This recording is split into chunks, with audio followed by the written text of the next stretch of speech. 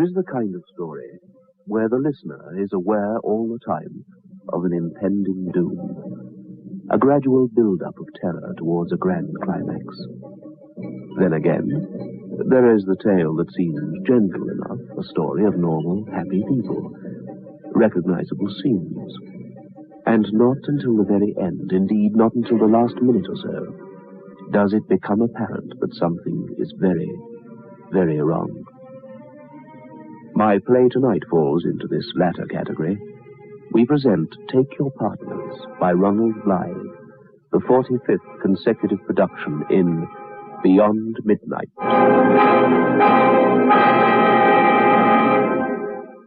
Biotex, the new soak and pre-wash powder, presents Beyond Midnight by Michael McCabe.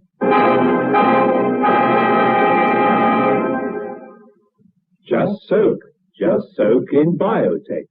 Just soak in Biotex. Just soak in Biotex. If you have wondered how to get your washing really stain-free, understand this. Biotex removes the stains and dirt washing won't. Just soak in Biotex. Stains, grass stains, tiresome collar and cuff stains, ingrained dirt, soil and grime. Out they all come, and you don't stir a finger. Just soak in Biotex. Biotex with natural enzymes is the pre-wash powder with the most enzymes to give you extra pre-wash power. Absolutely no rubbing, no color loss, no fabric wear. Use it for cottons, silks, woolens, synthetics. Use it to make new again. Soaking in Biotex removes the stains and dirt that washing won't. Just soak in Biotex.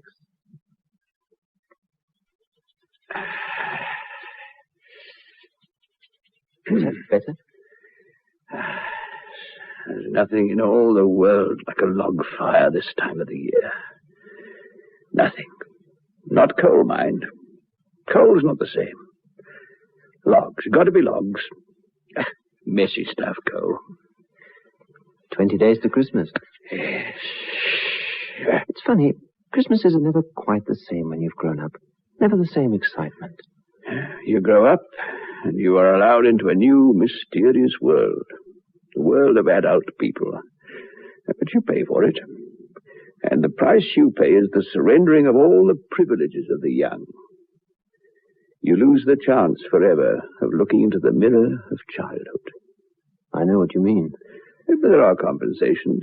You can stay up late, drink strong drink, go dancing, fall in love. I suppose you dance. Dance? A bit. Nothing spectacular. Now, what passes for dancing nowadays is simple enough, I suppose, as long as you've wind and energy for it. When I was young, though, dancing was a serious thing right enough. A serious thing. We all went to balls. That's what they called them then, not dances. Summer and winter alike. You young people, you haven't a notion about those summer balls. The whole house would be turned upside down for a ball. All the windows were wide as we danced. The music sounded all night across the fields. We lived then. We danced for hours. No messy kerfuffle and then off to a dark corner for hanky-panky. The young ladies were stricter then. They thought more of themselves. Prouder they were. Now, I don't know what the world's coming to. I don't really. I remember one particularly. Indeed, I'm hardly likely to forget it. Younger than you I was, no more than 18, a laddie. The summer ball? No. This was at Campion's. They never gave summer balls. Your ignorance is abysmal. Campion's? I know. That's the old house by the river, where all the chestnut trees are, isn't it? Yes. That's Campion's. It's empty now. It was rented for a few months a couple of summers ago, but it's usually empty. Yes, it's empty now. Like all the big houses. Once, they were places of light and laughter, mystery and romance.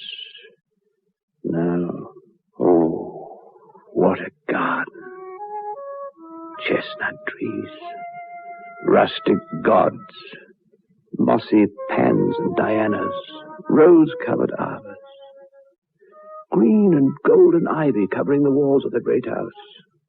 The swallows built their nests under the eaves in spring. Or in the river, lazy, meandering, and the punts tied under the willows, and green lawns, Campions. To Dolly and me, Campions was a haven, a kind of heaven. And now,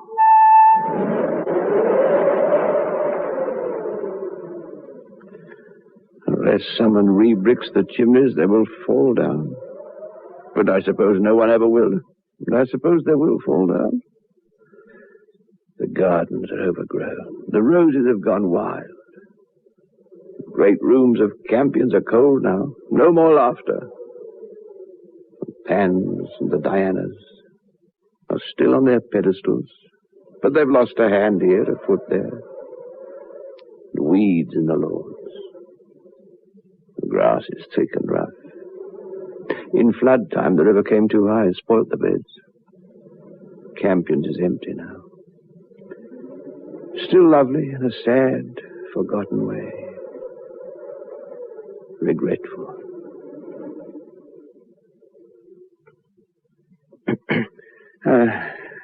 Another log on the fire, I think. Oh, let me, Grandfather. Where has my world gone? Were we all carried to another planet in 1914? The Earth is different. It's colder. The sun doesn't shine for so long in summer. Sometimes it seems as if the winters will never end. And you went to a dance, a ball there, at Campions? Yes. It was the first ball I ever went to. There couldn't have been a better one to start with. You see, Campions was the ball. You can imagine the excitement there was when Dolly and I got cards. Oh, it would be beautiful. Gerald, do you think Papa will take us in the carriage?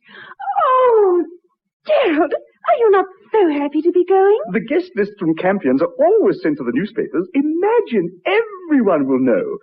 Dolly, you realize, of course, that now we've been invited to Campions, we're safe for the whole year. Tennis, the bishop's garden party, no end of other little beaners. Oh, really, Gerald? You're positively vulgar. I don't know what I will wear. It's terribly worrying. Mama? And so we went. And our father did take us in the carriage. Not a very grand carriage, but a carriage all the same.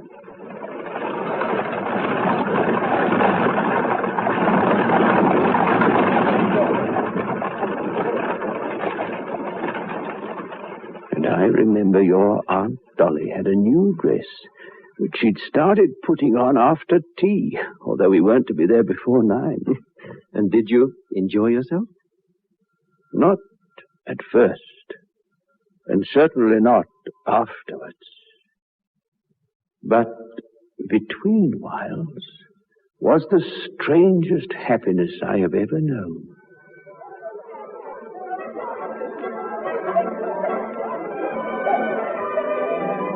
When we arrived at Campions, I was so nervous that my gloves were miserably damp even before I'd had a single dance. My collar rose up and down my neck limply. Dolly began to dance at once with Mickey Tranter. Oh, you didn't know him, he's been gone for years. And I was left standing near the old ladies. The ball swept by like a sea. And every time Dolly passed by with Mickey, she stared at me crossly. She knew that I had one dance on my card, and that was with her.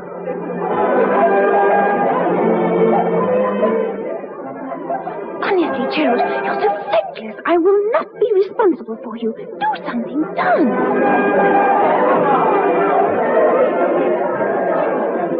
Gerald, you are still standing there. The old ladies are discussing you know. You must do something. Oh, yes. The old ones were talking about me. Behind their hands.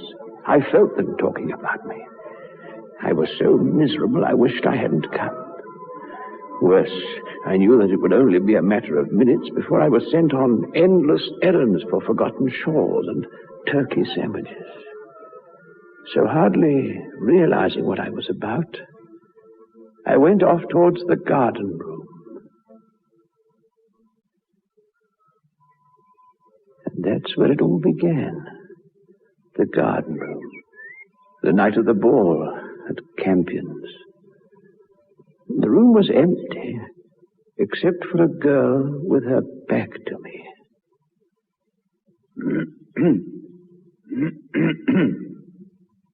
She took no notice of me. She was staring out of the window. She was standing very still. She did turn round, though, after a while.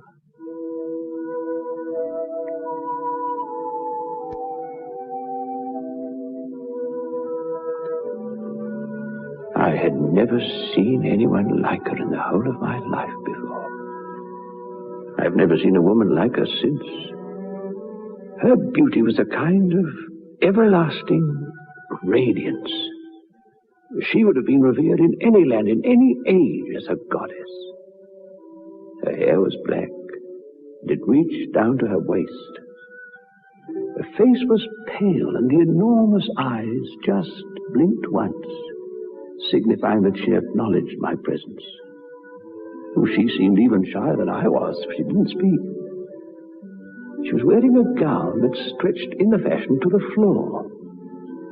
It was gathered in a multitude of folds under her bosom, and the neck had the same startlingly pale quality as the face. The gown she wore was cut very low, and the extraordinarily handsome bosom rose and fell, scarcely noticeable, as she stood, unspeaking, and faced me. My heart sounded like the gunfire that was, in a few years later, to echo across the world. I searched for words, and found two, neither of them very original. Good evening.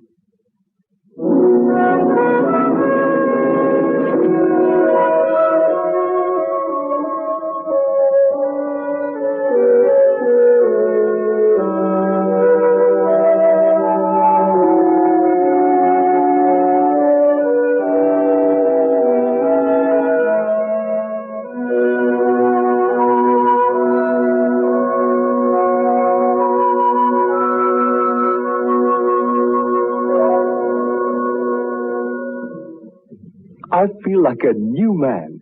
It's a lovely day today. I thought you had flu. I took a Grandpa headache powder, and I'm worlds better. When colds and flu are about, Grandpa headache powders are what you need. Grandpa headache powders work fast because they dissolve almost immediately. Grandpa makes all those dreadful flu symptoms disappear quickly. So, whenever you're in pain, get fast relief. Get Grandpa headache powders. Ah, Grandpa.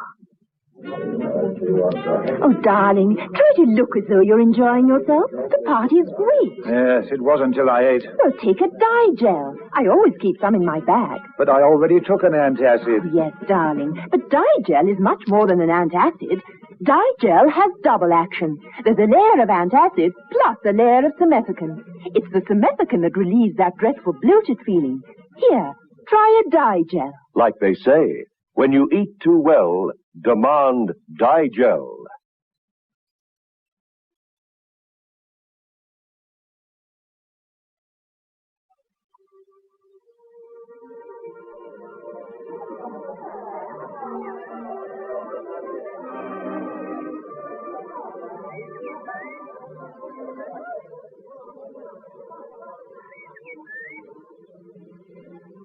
You know, Ronald, there is an eternity between the man and the boy. No woman, except in kindness, would wish to spend long away from a gay, music-filled room thronged with beautiful people, merely to stand in perfect repose, looking at the thin, pale creature that was myself at 18. But she did. The minutes passed. I managed to get my heart under control after a struggle. It's very beautiful here, isn't it? Do you come here often? To the Campions? What's your name? Christabel. The beauty of her voice was matched only by the loveliness of her appearance. Oh, I was in love with her at once, of course. The world could disappear, civilization pass away for all I cared at that moment in time. Indeed, time had ceased to exist. We were suspended in a bubble and had left the great house and its gardens. We were floating away, away, under the moon, amidst the stars. Have you been dancing tonight? No, I have not danced this evening. Perhaps you are hungry. Perhaps you'd like me to fetch you some refreshments? The cider cup is most excellent, I believe. No? You are... You... Yes? I was going to say, you are extraordinarily beautiful. Thank you, sir. I'm not, sir. I mean, my name is Gerald. Gerald Beresford. I'm pleased to meet you, Mr. Beresford. Would you care to sit for a while there by the window? That would be lovely, Mr. Beresford. Oh, I beg you. Call me Gerald. There was a scent about her, a scent like a garden at night. Gardenias or the deep red carnations or, oh, I don't know. It's difficult to remember. The years separate me from her, everything but the memory of her. Whatever it was natural and heavenly, I do know that. Did you hear the nightingale, or was it the blackbird singing? The blackbird sings beautifully. Although the poets always use the nightingale's name in their verses. Perhaps it is a more romantic bird. Although the common blackbird sings as sweetly and yet receives none of the praise. No. Her hands were folded in her lap. They were without appendages, no ring, no bracelet encompassed her wrist. She was natural, perfectly so. There was not a scrap of makeup upon her face. She needed nothing like that. And suddenly, I was no longer afraid. The words tumbled from my lips. I felt ill at ease in the ballroom. I didn't wish to dance. Well, there was no one to dance with. I mean, there are people there, yes, girls, many, but... Oh, I'm glad I came here. So glad. I thought I'd be alone. I wanted to be alone until I saw you, Christabel. But I don't want to be alone now. She appeared to be leaning towards me. I felt suddenly dizzy. I felt as if I was falling towards her. Her face seemed larger. All the beauty of her increased, and I fell towards her. Towards.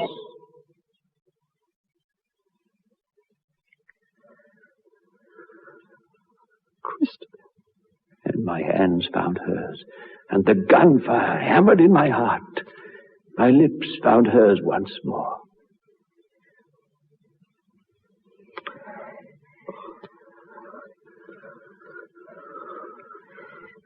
Our arms were around one another, tight, tight. She was talking to me, but I couldn't distinguish the words. My hands were in her hair, her long black hair, and it covered her face and my face, and we were drowning in her hair. And it was as if I was suddenly become part of her. There was no separate me anymore. We were one. Our breaths and our lips and our bodies mingled, were lost in one another. And again, I was falling, it seemed. And I remember smelling those close, earthy smells of wood and fern and long, undisturbed dust. I heard singing, but from whose lips I cannot imagine, if indeed it came from lips. And I was lost forever. It Quiet. I love the quiet. I love you.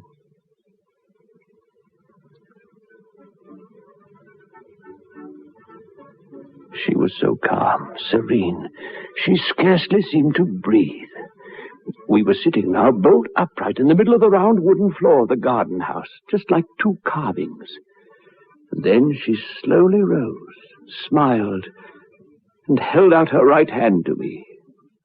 I would like to dance. At this, my heart stopped. I thought of the floor of the ballroom, and the darkly flushed males whirling their women in the intricate loops of the waltz. I was afraid, but I bowed to her and took her hand once more. And without another word, we left the garden house. And with Christabel on my arm, I made for the ballroom.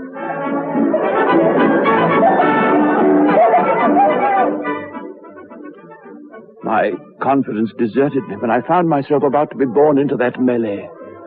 But there was no escape from the treacherous wastes of chalky floor spreading out before me. Gerald.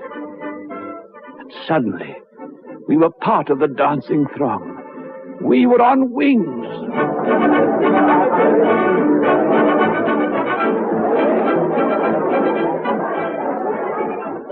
Why, dancing. They say a good dancer is able to take the poorest around the floor. Anyone could dance with her. I wonder what the old ladies are saying now. Oh, not so close to the card tables. Oh, we must be dancing faster than anyone else on the floor. Oh, I bet you're all envious. Oh, there's Dolly. Mickey transfer. You can't dance. Not like this.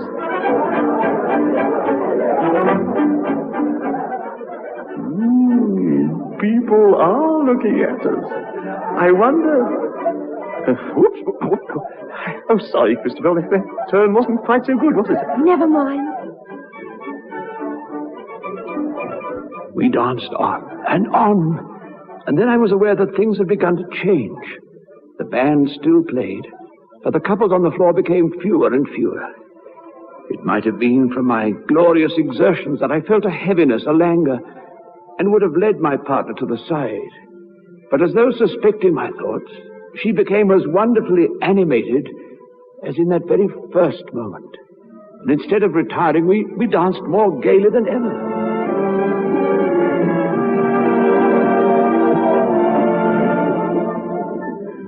I say we danced gaily. That wasn't quite the word for it. There was a kind of urgency in our movements. I might go as far as to call it a desperation. And at last we were the only couple on the floor. I thought it wise to stop now, and I led her to the side. She seemed reluctant, as if she were loath to put an end to our waltzing. I caught a vague glimpse of Dolly and Mickey. They looked perplexed. Suddenly I felt terribly ill at ease. There was only the one place to go, the garden room, away from all the people. And so I walked out of the ballroom with long wooden steps. I entered the garden. I hoped everyone had noticed her beauty.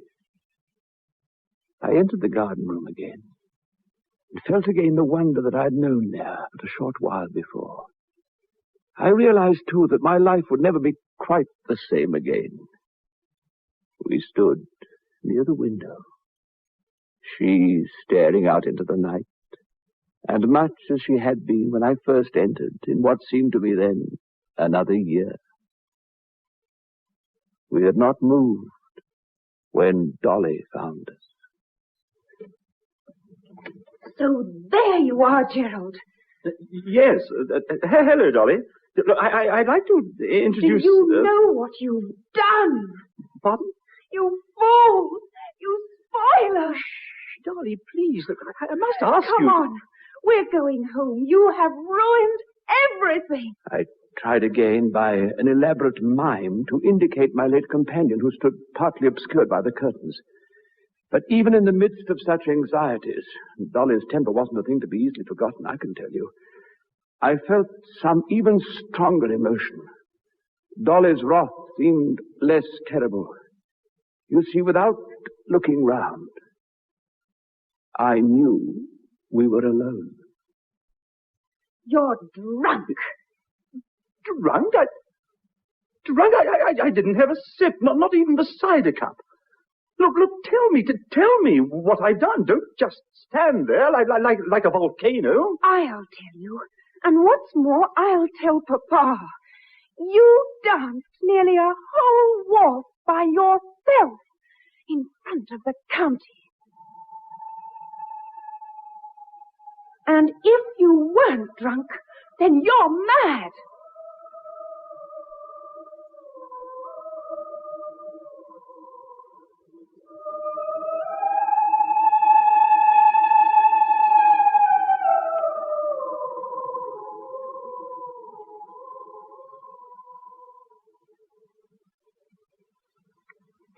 And the lady? Did you see her again? No. But then we weren't asked again. I saw her name again, though. Her name? Where? In the old Campion's graveyard. Where? Christabel Forsyth, her full name was. Christabel Forsyth. She died in 1899. The ball to which I went took place in the late autumn of 1910. She was 19 when she died. In the village later, I made inquiries about her. She was remembered. It was very tragic, apparently. She loved dancing. In those days, they held coming-out balls for the daughters of the gentry, usually when the young ladies were about 17 or 18. Christabel Forsyth, a cousin of the Campions, had been very ill for 2 years, and so had missed her own coming-out ball. And so it was arranged near Christmas, 1899, that she should share the big dance with another young lady. She had a relapse and died 3 days before the great event. She had set her heart on attending. That's why it was so sad. But we were never asked to the Campions again. So I never went to another ball there.